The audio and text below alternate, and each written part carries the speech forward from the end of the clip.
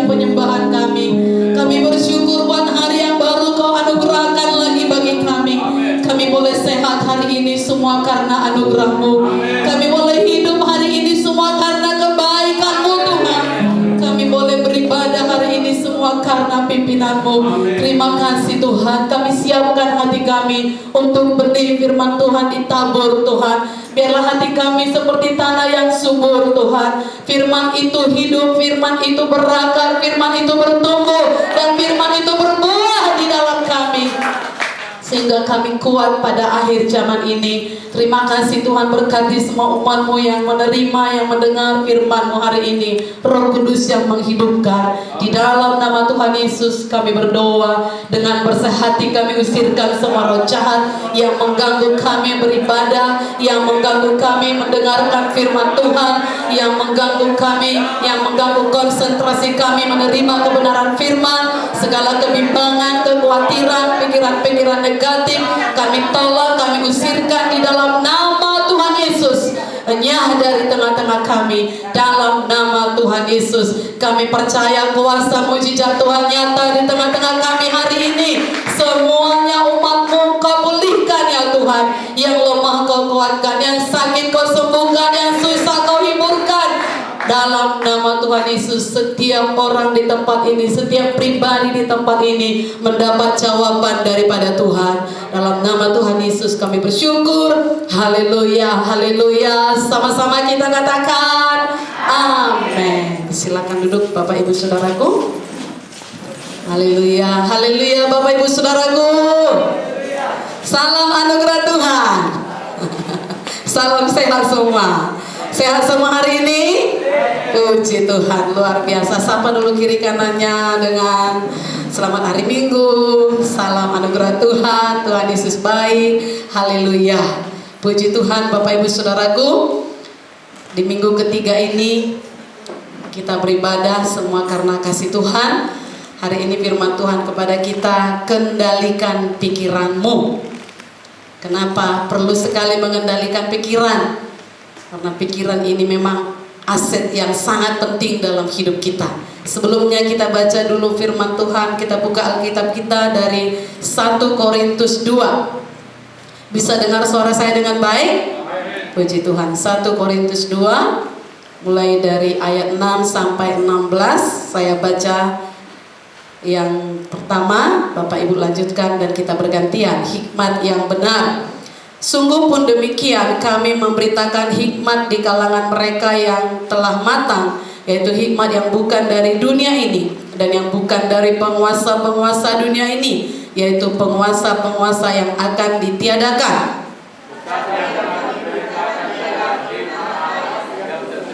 Dan rahasia yang sebelum dunia dijadikan telah disediakan Allah bagi kemuliaan kita.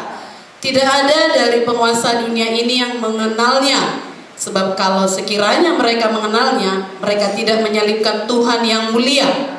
Tetapi seperti ada tertulis, apa yang tidak pernah dilihat oleh mata dan yang tidak pernah timbul di dalam hati manusia, semua yang disediakan Allah untuk mereka mengasihi Dia. Karena kepada kita Allah telah menyatakannya oleh Roh, sebab Roh menyelidiki segala sesuatu, bahkan hal-hal yang tersembunyi di dalam diri Allah. Siapa gerangan di antara manusia yang tahu apa yang terdapat di dalam diri manusia selain roh manusia sendiri? Demikian pula lah, tidak ada orang yang tahu apa yang terdapat di dalam diri Allah selain roh Allah. Kita tidak menerima roh dunia, tetapi roh yang berasal dari Allah, supaya kita tahu apa yang dikaruniakan Allah kepada kita.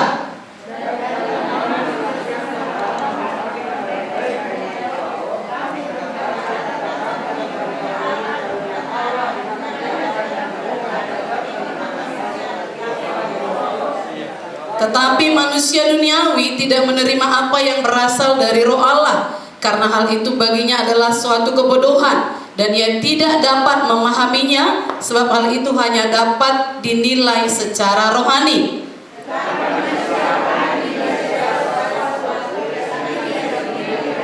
Sama-sama, sebab siapakah yang mengetahui pikiran Tuhan sehingga ia dapat menasihati dia? tetapi kami memiliki pikiran Kristus. Katakan, saya memiliki pikiran Kristus. Bisa? Bisa, karena firman Tuhan mengatakannya pasti bisa. Pikiran adalah salah satu bagian dari diri kita yang paling sulit dikendalikan. Karena iblis akan terus menyerang pikiran kita dengan kebohongan dan tipuan. Berbanding terbalik dengan firman, itulah iblis. Saya katakan tadi, pikiran sebagai aset yang sangat penting dalam kehidupan seseorang. Setiap aksi kita dimulai dari pikiran. Tentunya kita semua ingin Tuhan mengubah masalah kita. Tuhan mengubah keadaan kita. Apakah itu masalah keluarga, masalah keuangan, masalah penderitaan, masalah kesedihan, masalah luka hati kita, masalah sakit penyakit kita, dan lain sebagainya. Kita ingin Tuhan ubahkan segera. Tapi tahukah Bapak Ibu Saudara, Tuhan lebih mau mengubah pemikiran kita dulu, baru mengubah keadaan kita.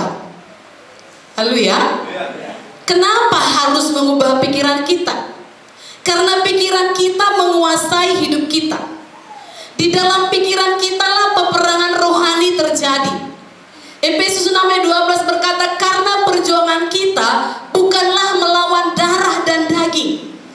Perjuangan kita bukan melawan anak kita yang bandel lah, suami istri kita yang tidak cocok dengan kita kah, tetangga kita atau siapa. Bukan itu dikatakan lawan kita, tapi dikatakan roh-roh jahat di udara, penguasa-penguasa gelap dunia ini. Jadi peperangan kita melawan segala tipu daya iblis yang berusaha menyerang pikiran kita dengan siasatnya yang licik. Sebab iblis paham betul betapa sulitnya manusia ini untuk menguasai dan mengekang pikirannya sendiri. Dan untuk menang melawan tipu muslihat iblis, kita harus menawan segala pikiran kita dan menaklukkannya kepada Kristus. Haleluya. 2 Korintus 10:5b berkata, banyak orang Kristen yang bergumul soal ini, terutama karena saat ini kita hidup di zaman yang kebanjiran informasi. Kebanjiran informasi. Kapan saja, di mana saja, bahkan di kamar kecil pun kita bisa buka handphone dan di sana ada banyak informasi. Sehingga urusan menguasai pikiran, menawan pikiran, dan menaklukkannya kepada Kristus sangatlah penting. Apa Bapak Ibu Saudaraku? Sangat penting. Semua pencobaan dimulai dari pikiran kita. Iri hatikah itu, hawa nafsukah itu, dan kedagingan lainnya. Mari kita buka dulu Alkitab kita, Roma 7 ayat 22 sampai 23. Roma 7 ayat 22 sampai 23. Kita baca ayat ini bersama-sama. Ada di layar bersama-sama. 1, 2, 3. Sebab di dalam batinku aku suka akan hukum Allah, tetapi di dalam anggota-anggota tubuhku aku melihat hukum lain yang berjuang melawan hukum akal budiku dan membuat aku menjadi tawanan hukum dosa yang ada di dalam anggota-anggota tubuhku. Nah, saudaraku, pikiran yang tidak dikuasai dan tidak diatur menuntun pada stres, pada konflik, pada tekanan dan kehancuran. Banyak orang berpikir bahwa mereka tidak bisa menguasai pikiran mereka, tapi sebenarnya kita bisa menguasainya. Katakan, saya bisa menguasainya.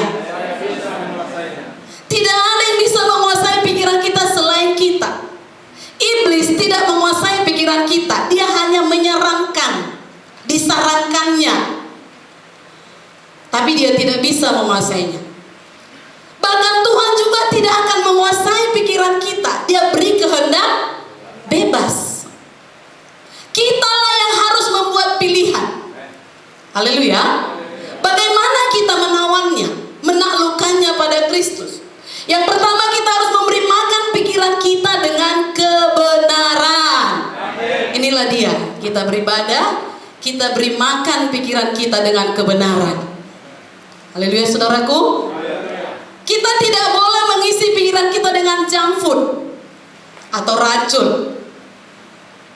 ya, tapi harus dengan kebenaran. Kalau kita sudah isi dengan junk food, sama seperti anak-anak kebanyakan jajan, nasi, makanan inti udah gak masuk lagi. Begitu juga dengan pikiran kita. Racun di sini maksudnya adalah sesuatu yang merusak pikiran kita. Apakah itu pornografi dan film-film zaman sekarang? Bagaimana film zaman sekarang mengandung kekerasan, pemerkosaan, seks di luar nikah, perselingkuhan, dan lain sebagainya. Itu adalah racun untuk pikiran kita. Matius 4 ayat 4 berkata, manusia hidup bukan dari roti saja, tetapi dari setiap firman yang keluar dari mulut Allah. Kapan kita harus memberi makan pikiran kita dengan kebenaran? Firman Tuhan berkata setiap saat. Kapan saudaraku? Setiap saat, pagi, siang, sore, dan malam. Kita harus secara konstan memakan firman Tuhan ini untuk menjaga pikiran kita tetap ternutrisi, sehat. Haleluya.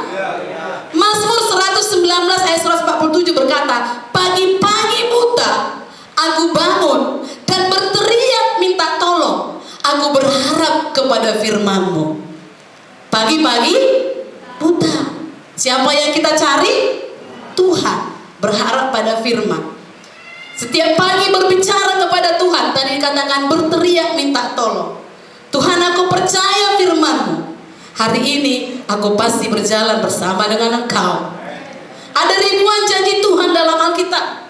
Jika mau sepanjang hari pikiran kita diperbaharui, maka mari berteriak kepada firman. Amin saudaraku. Dikatakan Mazmur 119 ayat 97, betapa aku cintai Taurat-Mu, aku merenungkannya sepanjang hari. Tadi pagi buta, kemudian sepanjang hari. Bukan berarti pagi sudah renungkan firman, sepanjang hari entah apa dipikiri, tidak. Tapi sepanjang hari tetap merenungkannya. Amin. Dan dikatakan Mazmur 16 ayat 7, aku memuji Tuhan yang menasihati aku, di waktu malam pun suara hatiku mengajari aku. Pagi, sepanjang hari, sampai malam pun Daud tetap memikirkan firman Tuhan. Itu sebabnya Tuhan berkata, dia berkenan kepada Daud. Apakah Daud gak ada kesalahan? Pernah dia jatuh, tapi dia bertobat. Dan inilah yang membuat dia dikenang oleh Tuhan. Pagi-pagi buta yang dia cari kebenaran firman. Sepanjang hari yang dia renungkan firman Tuhan. Malam pun firman Tuhan yang bicara dalam pikirannya. Haleluya. Saat Saul dan banyak orang ingin membunuhnya, memang Daud terpaksa harus bersembunyi. Tapi Daud merenungkan perbuatan Tuhan. Apa dikatakan Mazmur 119 ayat 95, orang fasik menanti-nantikan aku untuk membinasakan aku. Aku akan merenungkan kesaksian-kesaksian-Mu. Ada masalah? Ada. Tapi renungkan, akan ada kesaksian kemenangan. Haleluya. Haleluya. Mari sediakan waktu secara intensif untuk membaca dan merenungkan firman Tuhan, supaya pikiran kita dipenuhi oleh kebenaran, dipenuhi oleh hal-hal yang positif. Sebab firman Tuhan adalah pedang roh bagi kita.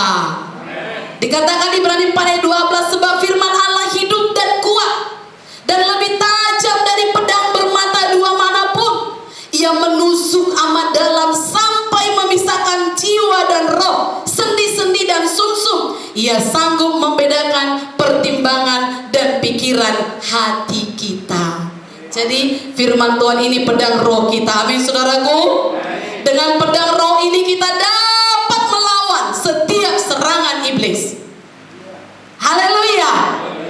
Pikiran yang dipenuhi firman Tuhan akan berdampak kepada tindakan kita. Rasul Paulus menasihati, dikatakan dalam Efesus 4:23, supaya kamu dibaharui di dalam roh dan pikiranmu. sehingga pikiran kita tetap dalam keadaan bersih. Kenapa? Sebab selama kita masih hidup di dunia ini, pikiran kita masih bisa terpengaruh dan tergoda oleh apa yang ada di dunia ini. Dan tubuh kita pun akan menjadi alat untuk mengerjakan segala hal yang diinginkan dan diperintahkan oleh pikiran. Itu sebabnya, saudara kekasih, tiap hari dibaharui.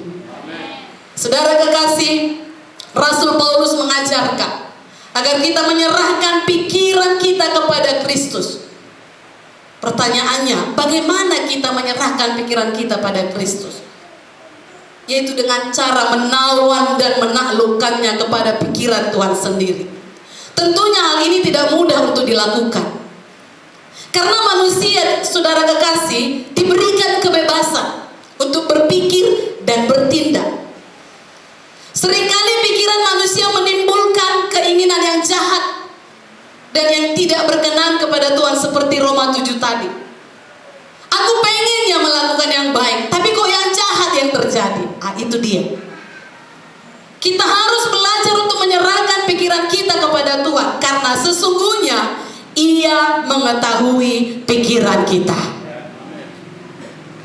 Saat murid bercerita pun Tuhan tahu apa yang mereka pikirkan. Bahkan Mazmur berkata, saat kita tidur pun, saat kita berjalan pun, kemana pun kita pergi, Tuhan tahu apa yang kita pikirkan. Jadi serahkan saja kepadanya. Amin. Tidak ada hal apapun yang dapat kita sembunyikan dari pengetahuan dan pikiran Tuhan, sebab semua terbuka kepadanya. Ia mengenal isi hati kita, dan kita pun mengenal isi hati dan pikiran Tuhan melalui persekutuan kita dengan firman. Haleluya. Itu yang pertama. Yang kedua, kita harus membebaskan pikiran kita dari pikiran musuh yang menghancurkan. Percayalah, musuh itu tidak pernah bermaksud baik kepada kita, tapi menghancurkan. Musuh kita itu adalah kehidupan lama kita yang tidak berkenan kepada Tuhan. Dikatakan tadi ayat 23 dari Roma 7, tapi di dalam anggota-anggota tubuhku, aku melihat hukum lain yang berjuang melawan hukum akal budiku, dan membuat aku menjadi tawanan hukum dosa yang ada di dalam anggota-anggota tubuhku. Kehidupan lama kita, semua dosa yang tidak berkenan kepada Tuhan, sudah terbiasa. Saudara kekasih, pernahkah kita melakukan hal yang tidak mau kita lakukan? Pernah? Pasti pernah. Gak maunya kita marah, tapi kita marah. Timbul emosi itu sekejap. Gak pengen kita. Itulah perang dalam pikiran. Efesus 4:22-24 berkata, kita harus menanggalkan kehidupan lama kita. Kalau tidak, itu akan menghancurkan kita. Kemudian iblis, itu musuh kita. Seperti saya katakan tadi, iblis mau menguasai pikiran kita. Memang dia tidak bisa, tapi dia mengirim ide ke dalam pikiran kita. Dia tidak bisa memaksa kita melakukan apapun, tapi dia menyarankan sesuatu. Dan sarannya itu bisa sangat kuat. Haleluya. Iblis secara terus-menerus menanamkan pemikiran yang jahat dalam pikiran kita. Dia bisa menggunakan televisi atau media lainnya, juga menggunakan orang lain, bahkan langsung ke pikiran kita. Pernahkah, saya tanya saudara, pernahkah saudara berdoa dan tiba-tiba terlintas hal yang aneh dalam pikiran saudara? Pernah? Dari mana datangnya itu? Iblis. Martin Luther berkata, kita tidak bisa menghalangi burung-burung lewat di atas kepala kita, tapi kita bisa berkata, kita bisa mencegah dia buang air besar di kepala kita. Haleluya. Dengan gimana caranya? Ya pergi dari situ atau usir dia. Nah saudara kekasih, kita bisa bergerak, kita bisa menghindar. Kita tidak harus menerima pikiran itu. Haleluya. Misalnya iblis menaruh pemikiran saat kita bangun tidur, dia berkata, kamu akan mengalami hal yang buruk hari ini. Kamu tidak akan berhasil. Kamu gendut, kamu jelek, itu ditaruhnya dalam pikiran kita misalnya. Kamu tidak akan sembuh. Nah saudara kekasih, iblis secara terus-menerus menjatuhkan bom ke dalam pikiran kita. Dia bilang tidak apa-apa untuk marah kali ini. Dia bilang tidak apa-apa lakukan dosa kali ini dan lain sebagainya. Jangan terima. Haleluya. 2 Korintus 2 ayat 11 berkata, supaya iblis jangan beroleh keuntungan atas kita, sebab kita tahu apa maksudnya. Jangan jatuh ke dalam jerat iblis. Kalau yang disarankannya itu adalah pikiran untuk berdosa, jangan mau terjerat. Itu musuh yang kedua. Yang ketiga, dunia. Budaya dunia mengajarkan untuk memuaskan diri sendiri. Budaya dunia semua tentang si aku. Saudaraku, dunia punya nilai sendiri dan dia mempromosikannya melalui iklan. Dia mempromosikannya melalui lagu sehingga kita bisa hanyut. Mempromosikannya melalui selebriti sehingga orang bisa stres dibuatnya atau pengen menjadi seperti dia. Mempromosikannya melalui film seperti saya katakan tadi dan banyak cara lainnya. Dan 1 Yohanes 2:16 berkata, sebab semua yang ada di dalam dunia itu keinginan daging dan keinginan mata serta keangkuhan hidup bukanlah berasal dari Bapa melainkan dari dunia. Semua hal-hal duniawi di sekitar kita tidak mendorong kita untuk berpikir secara bijak dan sehat, tapi sebaliknya. Sebabnya kita harus selalu menjaga pikiran kita. Amin. Kendalikan pikiranmu, kata firman hari ini. Bagaimana berperang melawan ketiga musuh ini tadi? Kehidupan lama, iblis, dan dunia ini. Mari kita baca 2 Korintus 10 ayat 3 sampai 5. Buka Alkitab saudara. 2 Korintus 10 ayat 3 sampai 5. Sama-sama 1, 2, 3. Memang kami masih hidup di dunia, tetapi kami tidak berjuang secara duniawi. Karena senjata kami dalam perjuangan bukanlah senjata duniawi, melainkan senjata yang diperlengkapi dengan kuasa Allah yang sanggup untuk meruntuhkan benteng-benteng. Kami mematahkan setiap siasat orang dan merubuhkan setiap kubu yang dibangun oleh keangkuhan manusia untuk menentang pengenalan akan Allah. Kami mengawal segala pikiran dan menaklukkannya kepada benteng-benteng. Di sini adalah cara berpikir dunia. Kita harus belajar meruntuhkan semua benteng-benteng ini supaya kita memiliki pikiran yang sehat dan tidak jatuh dalam pencobaan. Kita berpikir, kita bisa berpikir, saya tidak sadar sudah jatuh dalam dosa, sudah jatuh dalam pencobaan. Gak benar. Karena pencobaan terjadi, ada proses, ada tahapannya. Jadi gak tiba-tiba orang berdosa. Haleluya. Haleluya. Yakobus 1:14-15 berkata, tetapi tiap-tiap orang dicobai oleh keinginannya sendiri, karena ia diseret dan dipikat olehnya. Dan apabila keinginan itu telah dibuahi, ia melahirkan dosa. Dan apabila dosa itu telah matang, ia melahirkan maut. Ada tahapannya. Pertama, keinginan. Biasanya dimulai dari keinginan alami kita. Semua manusia punya keinginan alami. Apakah itu keinginan untuk seks, keinginan makan, keinginan minum, keinginan sukses, dan hidup lainnya. Semua ini adalah keinginan yang diberikan Tuhan. Tidak ada yang salah dengan itu. Namun pencobaan mengubahnya menjadi keinginan yang tidak terkendali. Itu dia. Keinginan apapun yang di luar kontrol itu akan menghancurkan. Haleluya saudaraku. Haleluya. Api di kompor bisa memasak, tapi api di luar kontrol bisa membakar habis rumah. Semua pemberian Tuhan yang disalahgunakan dapat menghancurkan. Misalnya, kita ingin dicintai, tidak ada yang salah dengan itu. Tapi jika kita mencari cinta dari jalan atau tempat yang tidak benar, itulah yang salah itu. Haleluya. Jadi jangan mencari cinta di tempat yang salah. Kalau sudah berkeluarga, jangan pasang lagi yang lain. Itu salah. Memang pengen dicintai. Suamiku nggak cinta sama aku, istriku nggak peduli sama aku, pacarku itu aduh banyak tahap apa katanya. Lalu mencari cinta di tempat lain. Jangan. Keinginan. Kemudian keraguan. Kita mempertanyakan dua hal. Apakah Tuhan mengasihi saya? Apakah Tuhan tahu yang terbaik bagi saya?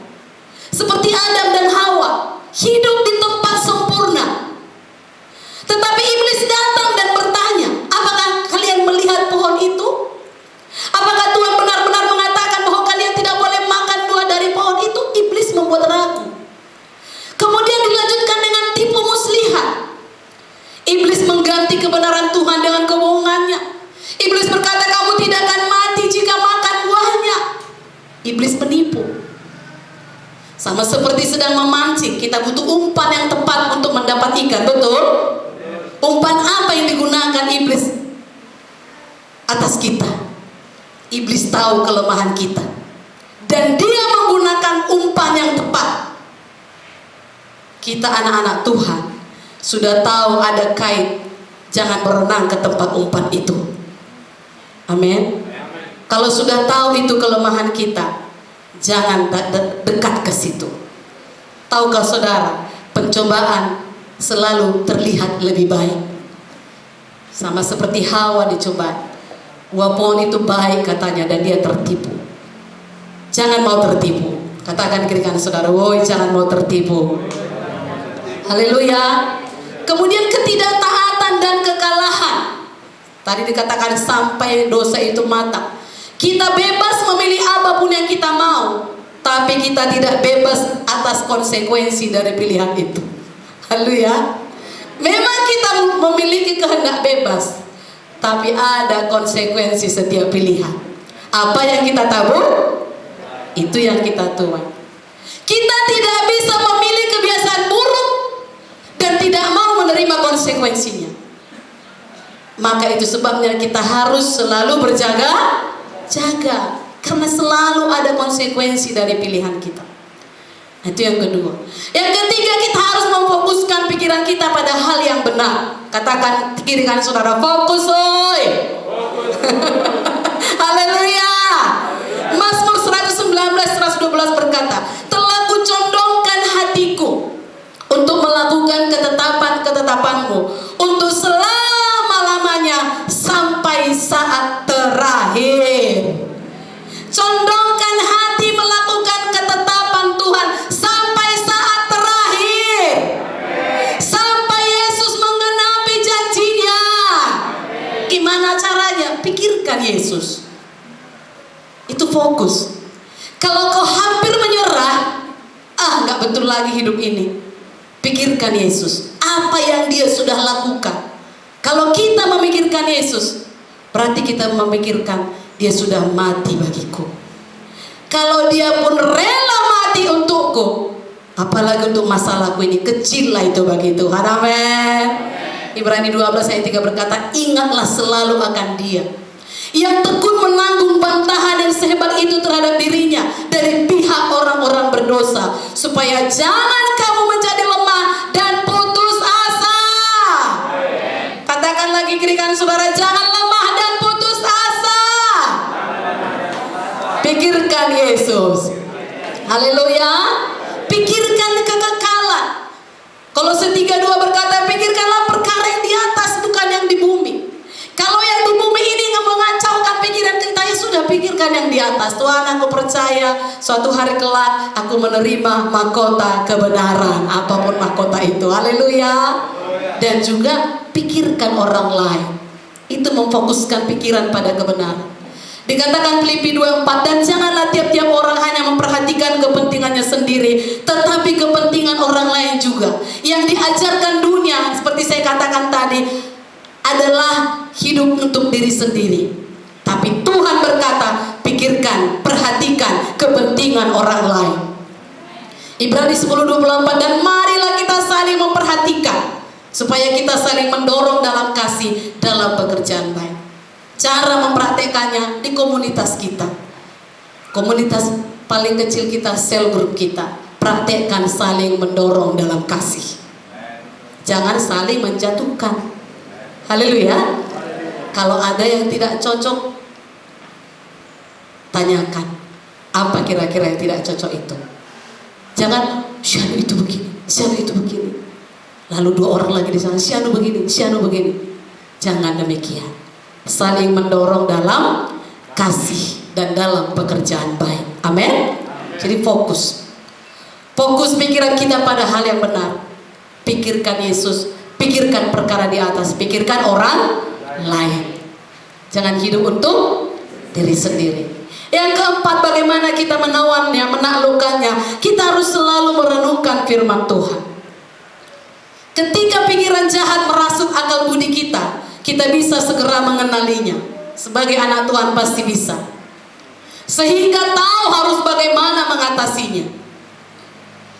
Ketika Yesus dicobai iblis di padang gurun dalam Matius 4, Yesus selalu menangkal setiap pencobaan dengan firman. Kalau Yesus pun dicobai, kita pun dicobai. Ketika dicobai setan untuk memenuhi kebutuhan fisiknya, yaitu saat kelaparan, Yesus mengutip bagian Alkitab yang menyatakan pentingnya untuk hidup bersandar pada Tuhan saja. Amin. Ketika dicobai untuk menyembah setan supaya bisa diberikan segala kemuliaan di dunia ini, Yesus menangkalnya dengan mengutip bagian Alkitab yang justru menyatakan pentingnya hanya melayani dan menyembah Allah saja. Ketika dicobai setan untuk menguji apakah Allah sungguh-sungguh menepati janjinya, Yesus, saudara kekasih, mengutip bagian Alkitab yang justru menekankan pentingnya mempercayai Allah tanpa perlu melihat kehadirannya secara langsung. Begitu juga kita. Ketika kita sedang dicobai dan kita mengutip ayat-ayat dalam Alkitab, bukan berarti kita ingin berlaku seperti dukun, mantra, enggak. Haleluya. Tapi memastikan kalau isi hati kita dan isi kepala kita dipenuhi dengan kebenaran Alkitab. Kita perlu memahami firman Tuhan dengan baik supaya bisa melakukannya. Karena itu kita perlu membiasakan diri merenungkan firman Tuhan dengan sungguh-sungguh. Jika saudara kekasih, jika kita waspada mengenai di mana sumber pencobaan kita, biasanya itu dalam hal khawatir, hawa nafsu, kemarahan, sakit penyakit dan lain sebagainya. Kita perlu mempelajari dan menghafal ayat-ayat kunci yang tepat untuk itu. Amin. Sehingga tepat sasaran. Kalau sakit, yang mana ayat yang paling tepat? Kalau khawatir, yang mana yang paling tepat? Kalau punya masalah anak, yang mana yang paling tepat? Haleluya. Yang kelima, hidup bergantung sepenuhnya kepada Roh Kudus dengan sungguh-sungguh mencari Tuhan. Sungguh-sungguh minta pertolongannya melalui doa. Haleluya, saudaraku. Jika kita mengandalkan kekuatan sendiri, sudah pasti gagal. Firman Tuhan berkata, bergantunglah pada Roh Kudus. Misalnya, ketika kita digoda untuk membenci seseorang, apa yang kita buat? Sebagai gantinya, pikirkan untuk berbuat baik. Mengatakan hal-hal yang baik mengenai mereka dan berdoa bagi mereka. Itu dia bergantung sepenuhnya pada Roh Kudus. Ketimbang mencuri, kita berpikir bagaimana bekerja keras, mencari nafkah supaya bisa membantu orang yang berkekurangan. Nah, itu dia. Firman Tuhan meminta kita untuk berhenti memikirkan dan melakukan hal-hal yang jahat. Amin. Sebaliknya kita diminta untuk selalu memikirkan dan melakukan hal-hal yang baik. Ada gantinya. Jika kita hanya berhenti memikirkan yang jahat tanpa menggantikannya dengan pikiran yang baik, kita seolah-olah menyediakan ladang kosong bagi setan untuk menyebarkan benih jahatnya. Jadi kalau kita sepenuhnya mau bergantung kepada Roh Kudus, Tuhan hari ini aku gak mau marah, gantikan. Ganti marah itu apa? Ramah, berlaku baik. Haleluya. Hari ini aku gak mau malas Tuhan. Memang gak mau malas, tapi apa gantinya? Rajinlah, lakukan sesuatu. Hari ini aku gak mau bermain-main dengan membuang-buang waktu Tuhan. Apa yang dibuat gantinya? Jangan lagi buang-buang waktu, buat sesuatu. Kerjakan sesuatu yang penting, yang berguna. Haleluya. Nah, bergantung pada Roh Kudus dengan mencari Tuhan sungguh-sungguh. Dan selanjutnya, jangan memberi makan pikiran kita sesuatu yang bisa menjerumuskan kita untuk berdosa. Inilah yang dimaksud Amsal 4:23. Jagalah hatimu dengan segala kewaspadaan. Kita harus sungguh-sungguh menjaga hati kita. Apa maksudnya?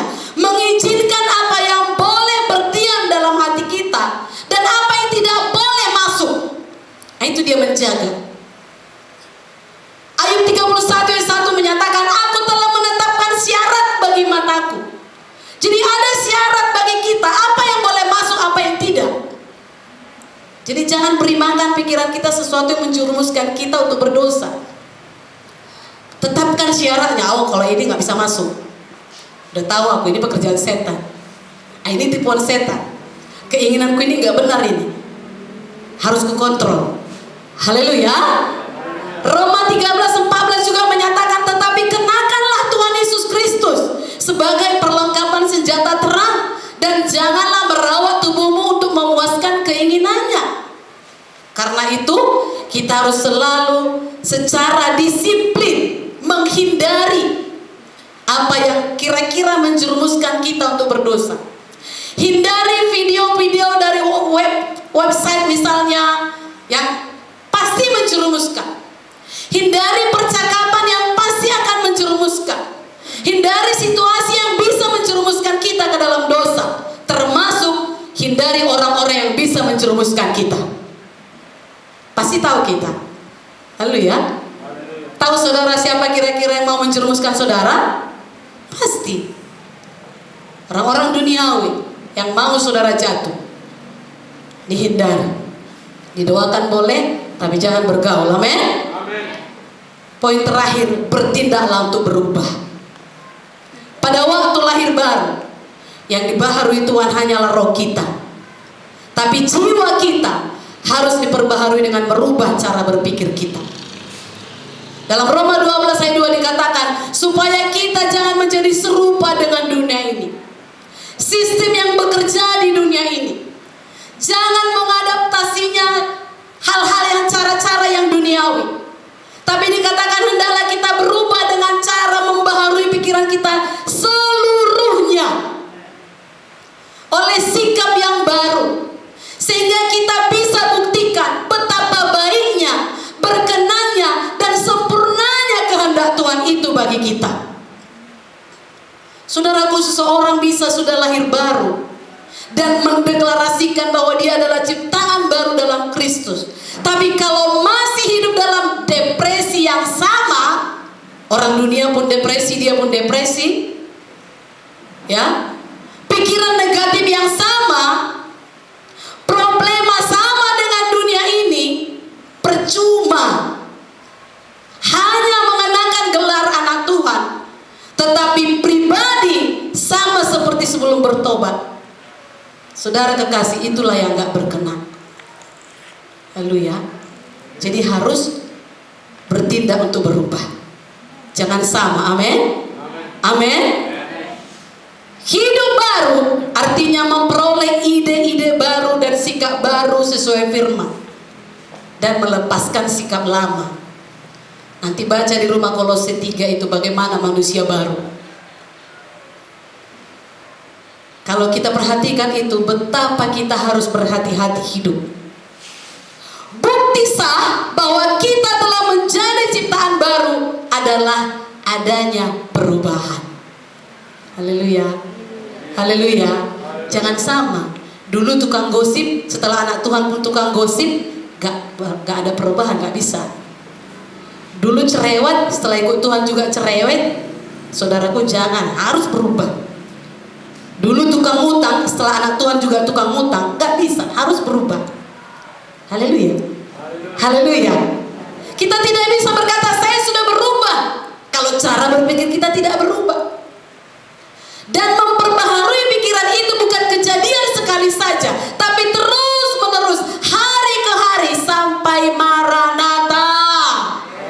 Sampai kapan dibaharui, saudaraku? Sampai Maranatha. Ingat, perubahan itu adalah suatu proses, tidak instan. Jadi harus dengan pengertian bahwa saya harus sabar terhadap diri sendiri. Jangan frustrasi maupun terhadap orang lain, dan jangan putus asa. Ada proses, jangan pula tuntut. Kau memang anak Tuhan harus berubah, tapi jangan tuntut langsung 100%. Bertumbuh terus, amin. Haleluya. Kita harus membuat keputusan yang bulat, bertekad, aku harus berubah. Tidak cukup hanya mengerti bahwa kita harus berubah, tapi harus bertindak. Perubahan adalah bagian dari hidup kita setiap hari. Kita harus berubah dari karakter seperti setan belum bertobat. Lu ya, kan itu karakter kita yang lama, seperti setan, beringas. Ya, kita harus berubah dari karakter yang seperti setan sebelum bertobat menjadi sama dengan Kristus.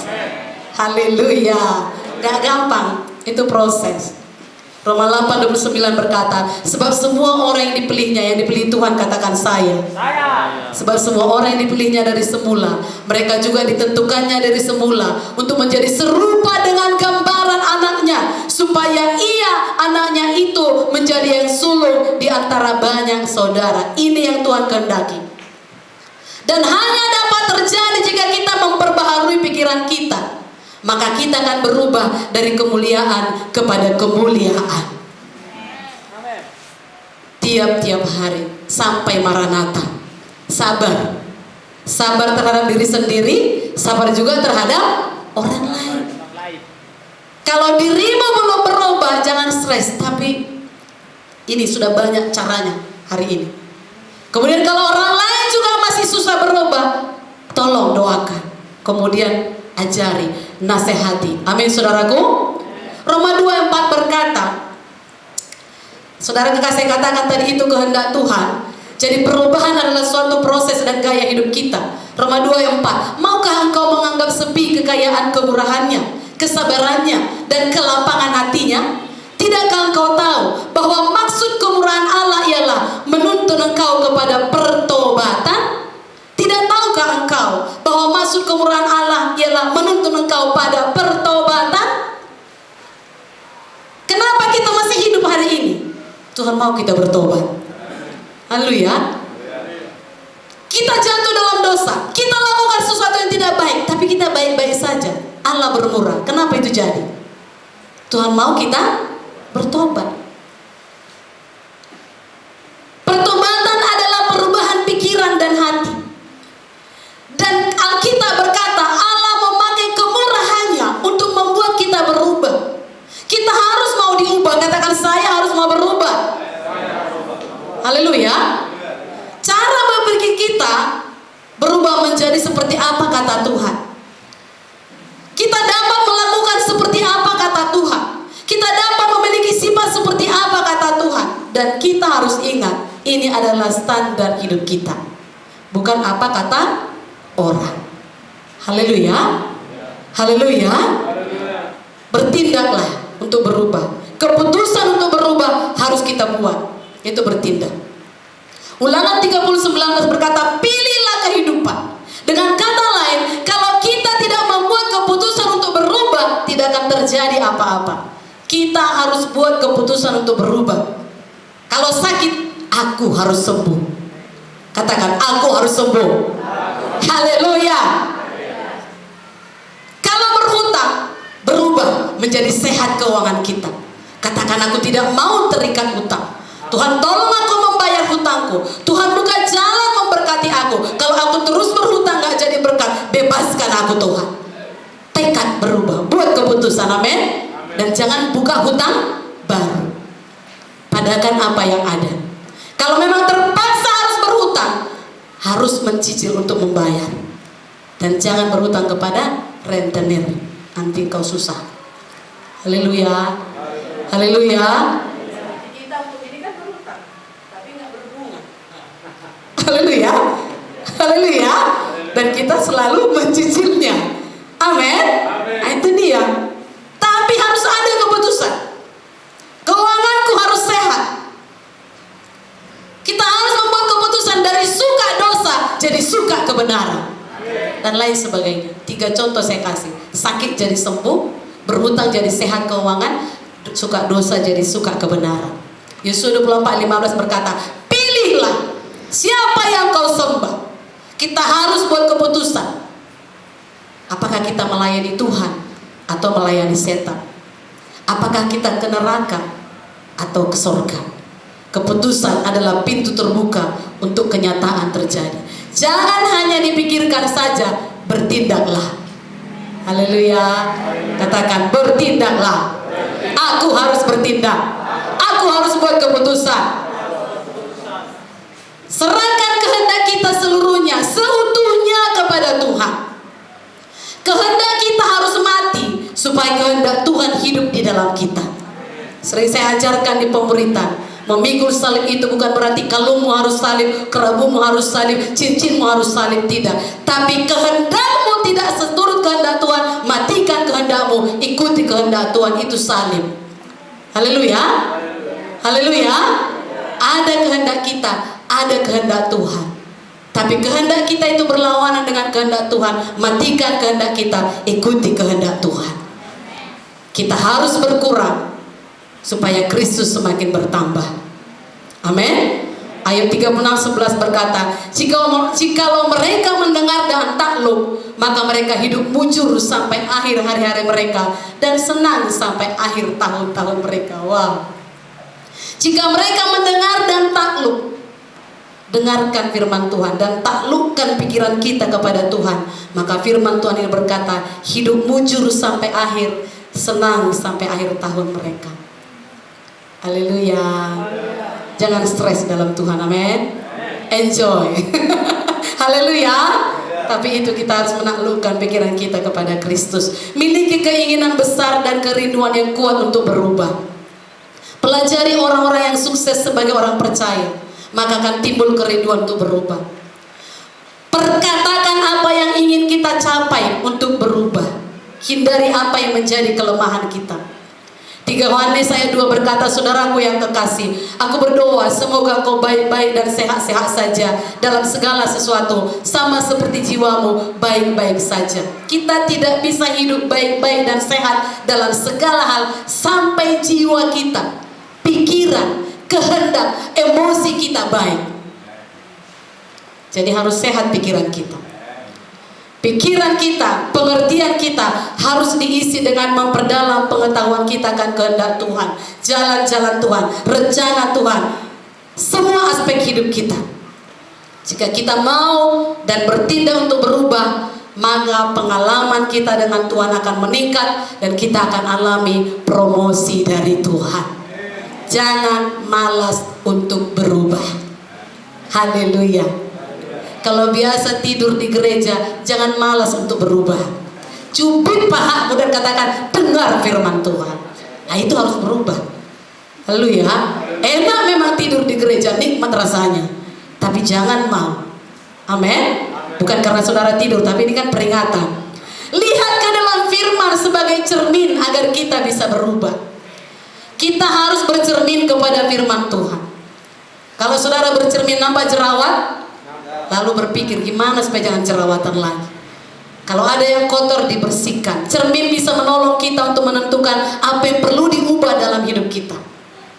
Waktu kita bercermin pada firman Tuhan, kita bisa melihat gambaran dari firman Tuhan, akan bayangan bagaimana kita seharusnya sebagai pengikut Kristus. Itu kalau bercermin pada firman.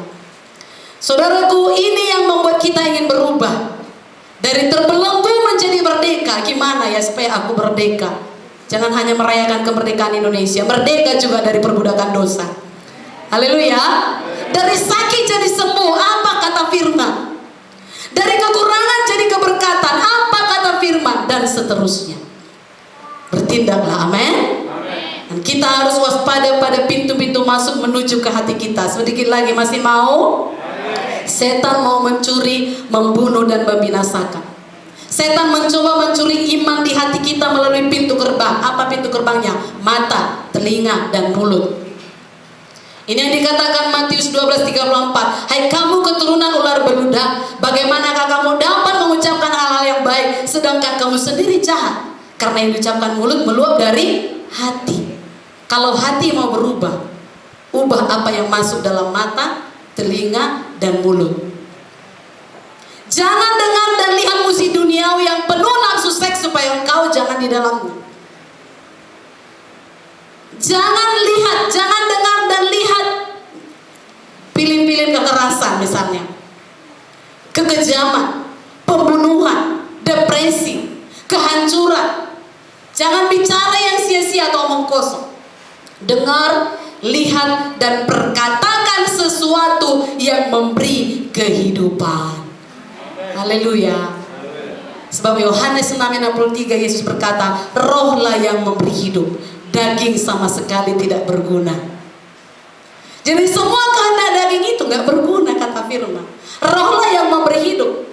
Lindungi pikiran kita dari pikiran lama. Karena iblis akan selalu pakai cara lama, pakai pikiran lama untuk menggagalkan kita. Dikatakan tadi 2 Korintus 10:5, kami mematahkan, jadi patahkan siasatnya. Kami menawan segala pikiran dan menaklukkannya pada Kristus. Ayat ini berkata, kita bisa mengontrol pikiran kita. Katakan, saya bisa mengontrol pikiran saya. Haleluya. Bahkan dikatakan bisa menawannya untuk tunduk dan taat pada Kristus. Jadi kalau pikiran kita tidak sesuai firman, buang saja. Pilih berpikir seperti firman dan taklukkan pikiran kita. Deklarasikan apa yang firman katakan mengenai kita. Aku pasti sembuh. Itu dia. Aku pasti diberkati. Kalau setan berkata, dari mana berkatmu? Nah, itulah dia pikiran setan. Deklarasikan apa kata firman. Filipi 4:8 kita sudah biasa membacanya. Semua yang benar, yang mulia, yang adil, yang suci, yang manis, yang sedap didengar, yang disebut kebajikan dan patut dipuji, itu pikirkan. Kalau di luar itu, buang saja. Haleluya. Nasihat ini dikirim Paulus dari penjara. Kenapa? Kenapa dia bisa di penjara tapi berpikir baik? Saudaraku, Paulus ini memiliki kekayaan rohani yang luar biasa. Biasanya orang di penjara ingin dikunjungi lah, ingin dibesuk lah, ingin dihibur lah. Tapi ini dia yang menghibur orang. Ada kekayaan rohani yang luar biasa yang dimiliki oleh Paulus.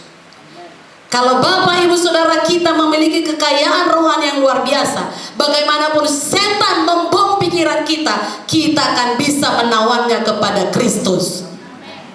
Haleluya. Putuskan hubungan dengan masa lampau, dengan ikatan-ikatan lama. Terakhir sedikit lagi.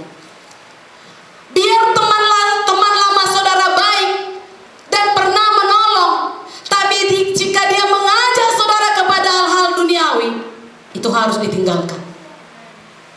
Haleluya. Filipi 3:13 berkata, aku sendiri tidak menganggap bahwa aku telah menangkapnya, tapi ini yang kulakukan. Aku melupakan apa yang telah di belakangku dan mengarahkan diri kepada apa yang ada di hadapanku. Jika dulu gagal, itu sudah lewat, lupakan. Ada yang lebih baik yang Tuhan sediakan, yang harus kita jangkau, yang ada di depan kita dengan berkat berlipat ganda. Termasuk juga putuskan hubungan dengan teman-teman lama yang bisa menggagalkan perubahan kita. Saudara sudah menetapkan hati mau berubah, berteman lagi dengan si Anu, balik lagi. Kalau dulu pecandu obat, jangan berada di lingkungan pecandu obat lagi. Kalau dulu perokok, jangan ada di lingkungan perokok lagi. Seleksi teman-temanmu. Seleksi lagu-lagu yang kau dengar. Kalau itu menghanyutkanmu untuk sedih, jangan didengar. Seleksi pembicaraan kita. Seleksi program yang kita tonton, jangan semua ditontoni. Haleluya. Haleluya. Terbuka hati untuk menerima koreksi, teguran, dan miliki hati yang dapat atau mau diajar. Kalau orang dikoreksi menjawab balik, orang itu tidak punya hati yang dapat diajar. Amsal 3:12 berkata, karena Tuhan memberi ajaran kepada yang dikasihinya, seperti seorang ayah kepada anak yang disayangi. Amsal 27:5, lebih baik teguran yang nyata-nyata daripada kasih yang tersembunyi. Kalau ditegur dan hati memberontak, berarti gak siap diubahkan. Kalau hari ini firman menegur dan hati melembut, berarti engkau bisa berubah. Haleluya. Haleluya. Kita tidak bisa merubah diri kita sendiri. Kita butuh orang lain yang lebih rohani untuk menolong kita. Kita harus mau dimuridkan. Seperti hubungan antara Timotius dengan Paulus. Timotius gak bisa bertumbuh sendiri. Seperti Elisa dengan Elia. Seperti Yosua dengan Musa. Kita pasti akan menjadi orang yang berbahagia dan diberkati Tuhan apabila kita dapat menguasai, menawan, dan menaklukkan pikiran kita pada Kristus. Dan terus membangun nilai diri kita berdasarkan pengenalan kita kepada Kristus. Dan pikiran kita akan dipenuhi dengan damai sejahteranya. Haleluya. Saudaraku, ada di warta saudara, lengkap dia. Baca kembali, lagi ada waktu saudara, bagaimana menaklukkan pikiran ini. Karena semua tindakan kita berawal dari pikiran. Itu sebabnya kuasai, tawan, taklukkan pada Kristus. Miliki pikiran Kristus. Mari kita bangkit berdiri. Haleluya, haleluya. Serahkan pikiran dan kehendak kita kepada kehendak Tuhan. Biarlah kita terus mengiring Yesus sampai pada kesudahannya. Dikatakan firman Tuhan tadi, condongkan hati